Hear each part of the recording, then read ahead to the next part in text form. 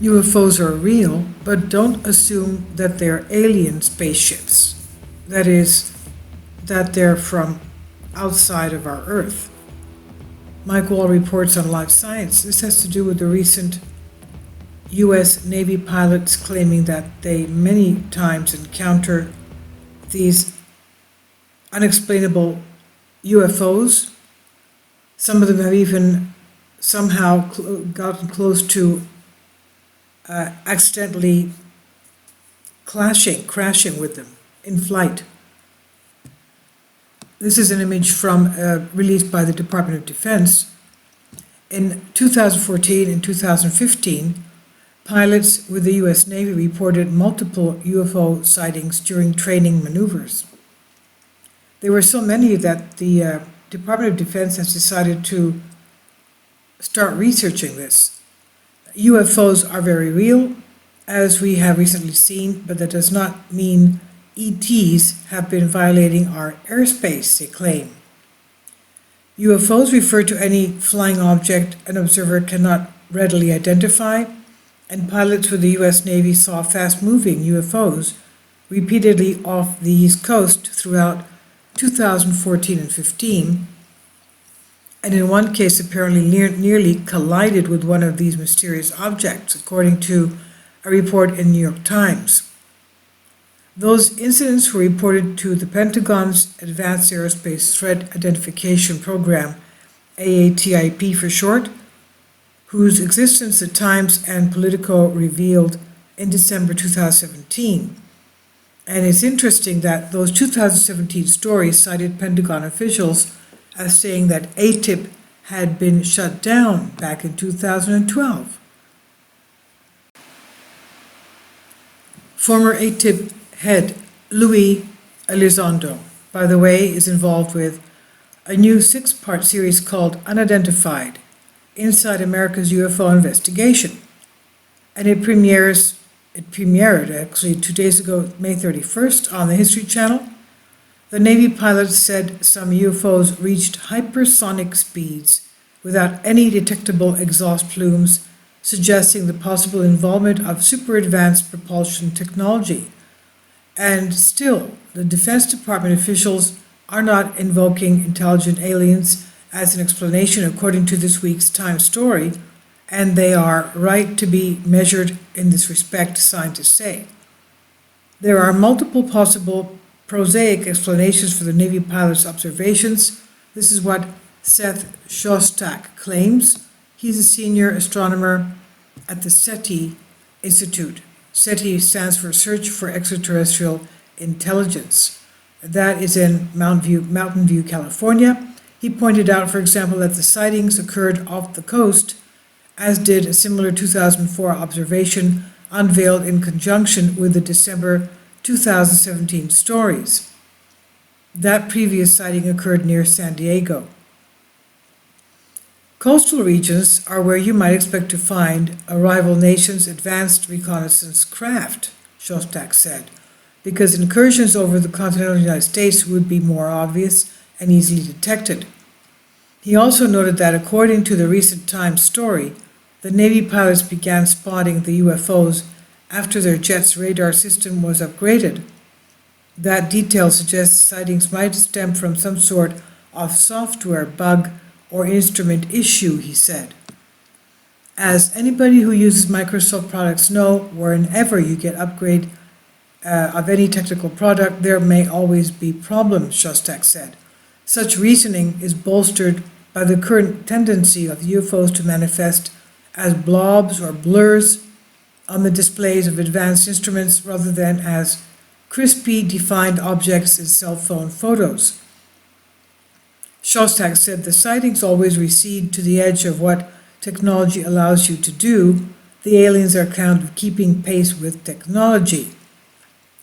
Common sense also argues against jumping to the ET conclusion. If these UFOs are indeed alien spacecraft, what exactly are they doing? Why were they sent here across the vast gulfs of space and time? If the aliens are here, you gotta say they're the best house guests ever because they never do anything, Shostak said. They just buzz around. They don't address climate change. They don't steal your molybdenum, but such skepticism should not be taken as a dismissal of the ET possibility, Shostak stresses. Quote, "It's not trivial to say what these things are," he said. Shostak applauded newly enacted classified Navy policy, as reported by the Times, instructing the pilots on how to report UFOs, which the military and many other people now call unexplained aerial phenomena, likely in an attempt to dodge the tinfoil hat stigma associated with the term UFO. He said, "That's a good policy, let them do it." After all, we've learned over the past decade or so that our Milky Way galaxy is home to huge numbers of potentially habitable worlds. Observations by NASA's Kepler Space Telescope, for example, suggest that at least 20% of the galaxy's 200 billion or so stars harbor a rocky planet in the habitable zone, the just right range of distances where liquid surface water could exist. So while the odds may be long that any UFO witnesses to date was an extraterrestrial craft, it's far from crazy to suspect that intelligent aliens are out there somewhere, or at least were out there somewhere at some point during the Milky Way's 13 billion year history. And that's why people like Shostak keep listening for signals from the sky. As Ian Boyd of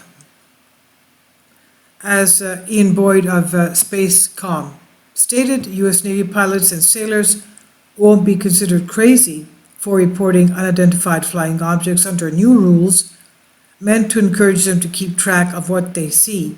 Yet just a few years ago, the Pentagon reported it shut down another official program that investigated UFO sightings. So what's changed? Is the U.S. military finally coming around to the idea that alien spacecraft are visiting our planet? The answer to that question is almost certainly no. Humans' misinterpretation of observations of natural phenomena are as old as time, including examples such as manatees being seen as mermaids and driftwood in Scottish loch being interpreted as a monster. But a more recent and relevant example is a strange luminescent structure in the sky caused by a SpaceX rocket launch. In these types of cases, incorrect interpretations occur because people have incomplete information or misunderstand what it is that they're seeing. Now, based on my prior experience, he says, as a science advisor to the Air Force, I believe that the Pentagon wants to avoid this type of confusion, so it needs to better understand flying objects that cannot now be identified. During a military mission, whether in peace or in war, if a pilot or soldier can't identify an object, they have a serious problem. How should they react without knowing if it is neutral, friendly, or threatening? Fortunately, the military can use advanced technologies to try to identify strange things in the sky. Taking the U out of UFO, situational awareness, the military term for having complete understanding of the environment in which you are operating. A UFO represents a gap in situational awareness. At the moment, when a Navy pilot sees something strange during flight, just about the only thing he or she can do is ask other pilots in air traffic control what they saw in that place at the time. Globally, the number of UFO reportings in a year has peaked to more than 8,000, and it's not known how many the military experiences. Even the most heavily documented incidents end up unresolved, despite interviewing dozens of witnesses and reviewing many written documents, as well as lots of audio and video recordings. Now, there are satellites watching from overhead. Sensors provide a wealth of information on UFO, including range, speed, heading, shape, size, and temperature.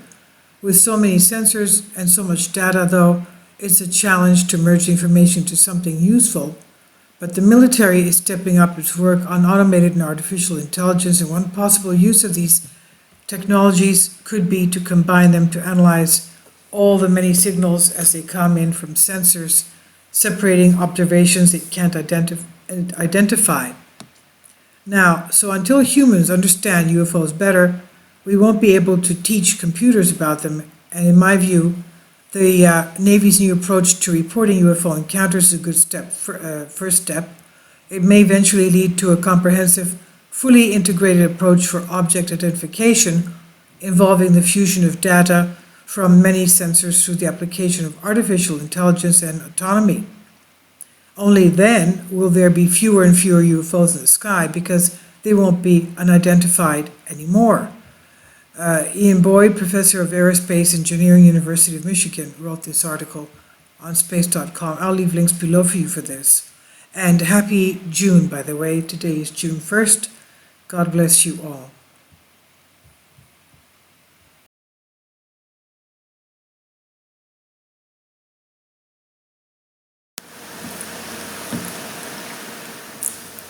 If you'd like to join me on my Patreon account, you will hear content not covered by mainstream media.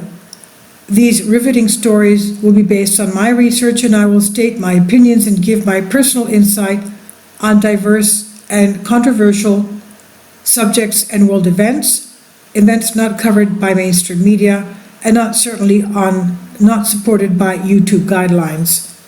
So whatever I have on my Patreon, most of those will not be on my YouTube channel. Please consider becoming a member today. More of the most significant and important videos will be on my Patreon channel. Your support helps me to continue my research and keeps this YouTube channel alive. And we depend on your support, your generous charity, because we help economically challenged families here in Athens, Greece, in Kapota, and we also help the young generation with university tuition and the community around our church. Thank you.